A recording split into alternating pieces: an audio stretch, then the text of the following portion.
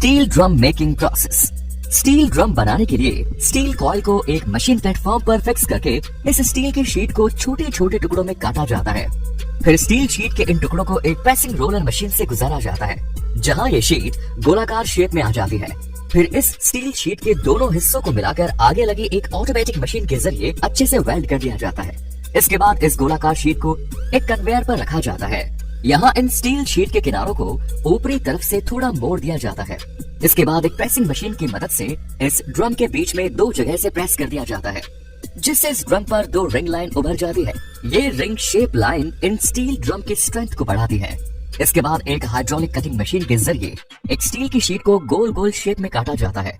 Steel sheet के ये गोल टुकड़े इस स्टील ड्रम के अपर और बॉटम को पैक करने के काम आते हैं। स्टील के इन टुकड़ों के किनारों को भी प्रेस करके थोड़ा सा बाहर की तरफ मोड़ दिया जाता है, ताकि ये ड्रम पर आसानी से सेट हो जाए।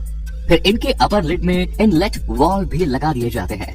फिर आगे कन्वेयर पर स्टील की इन दोनों टॉप और बॉटम लिड को इस ड्रम के साथ ऑटोमेटिक मशीन के जरिए वेल्ड कर दिया जाता है। इसके बाद ये ड्रम पूरी तरह से बनकर तैयार हो जाते हैं।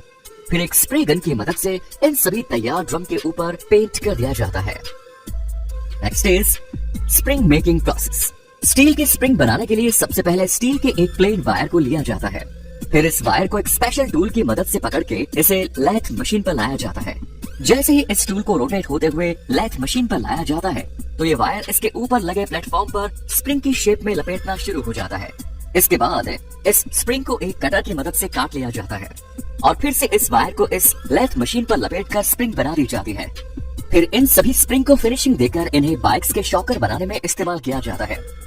और बड़ी बड़ी इंडस्ट्रीज में इस्तेमाल होने वाली बड़ी मशीनों के लिए स्प्रिंग बनाने के लिए मोटी मोटी स्टील बार को फर्नेस में लाल होने तक गर्म किया जाता है।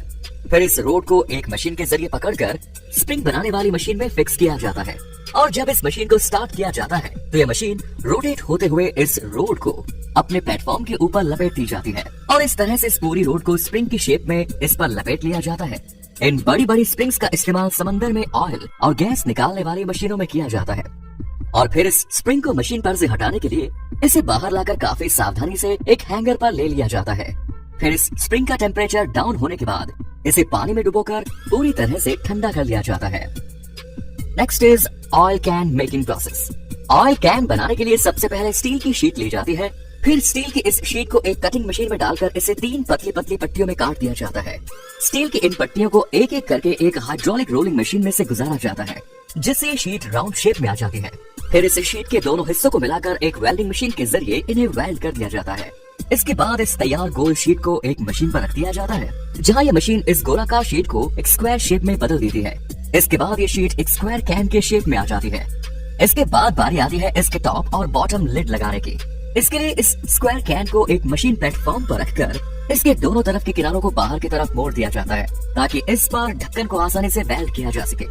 इसके बाद एक स्टील की शीट को इसके बॉटम वाले हिस्से पर रखकर एक वेल्डिंग मशीन के नीचे रख दिया जाता है, जहां ये मशीन इस शीट को इससे वेल्ड कर देती है। और इसी तरह से फिर इसके टॉप लिड को भी इसके ऊपर रखकर इस वेल्डिंग मशीन के नीचे रख दिया जाता है, जिसके बाद ये मशीन इसे भी वेल्ड कर देती है। अब ये ऑयल कैन इस्तेमाल के लिए पूरी तरह से तैयार है। तो आपको ये सभी एडवांस मैन्युफैक्चरिंग मशीनें कैसी लगी, कमेंट्स में अपने विचार जरूर बताएं। और अगर आपको ये वीडियो पसंद आया तो इसे लाइक और शेयर करना ना भूलें और हमारे चैनल को सब्सक्राइब करना ना भूलें। धन्यवाद।